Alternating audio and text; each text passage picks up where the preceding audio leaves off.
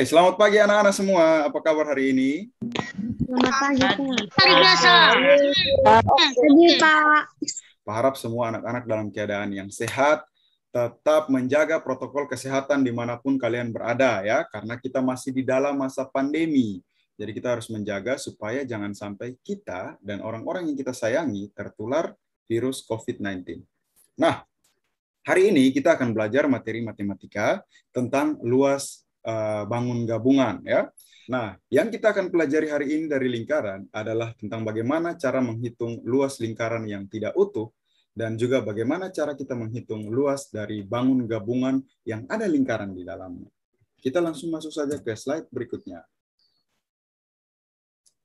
Nah, sekarang kita akan belajar bagaimana cara untuk menentukan luas dari lingkaran yang tidak utuh.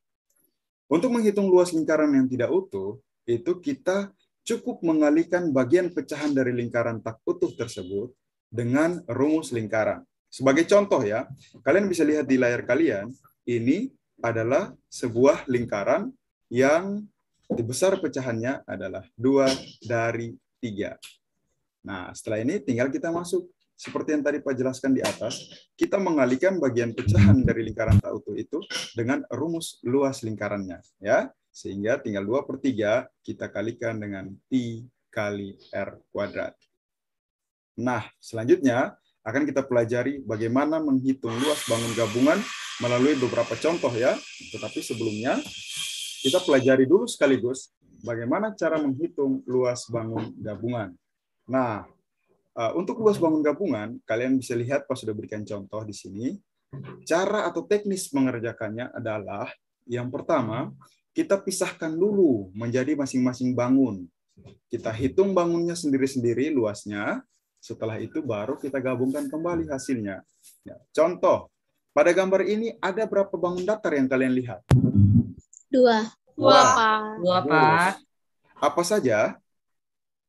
Lingkaran dan kotak. Lingkaran dan Persegi, persegi. Iya, bagus. Yang paling tepat itu adalah persegi ya, bagus. Jadi bangun pertama ini ada persegi. Lalu bangun kedua tadi ada yang bilang lingkaran. Benar sekali, ini lingkaran. Sekarang setelah kita pisahkan menjadi 2 bangun, ada lingkaran dan ada persegi, langkah selanjutnya tadi Pak bilang, kita menghitung luasnya masing-masing dulu. Setelah itu baru kita gabungkan kembali. Ya, jadi dari contoh gambar ini, anak-anak sudah bisa lihat, oh ternyata ada 2 bangun. Kita pisahkan, kita cari luasnya masing-masing, lalu kita gabungkan kembali. Selanjutnya, kita akan pelajari, beberapa contoh tentang bagaimana menentukan luas dari lingkaran tak utuh dan juga luas dari bangun gabungan. Kita lihat yang pertama, ini merupakan sebuah lingkaran yang tidak utuh. Nah, coba, berapakah besar pecahan dari bagian lingkaran ini? 1/2. 1/2, benar sekali ya. Nah, selanjutnya tinggal kita kalikan dengan rumus luas lingkarannya. Coba kita perhatikan sama-sama. Berapa diameter dari lingkaran ini? 21. Diameternya adalah 21. 21 itu kelipatan 7 atau bukan ya? Iya. Bagus. Karena 21 adalah kelipatan 7, maka berapa nilai pi yang kita gunakan? 22. Benar sekali. Kita gunakan nilai pi 22/7. Nah, tadi anak-anak bilang 21 ini adalah diameter. Kalau begitu, berapa jari-jarinya? 14.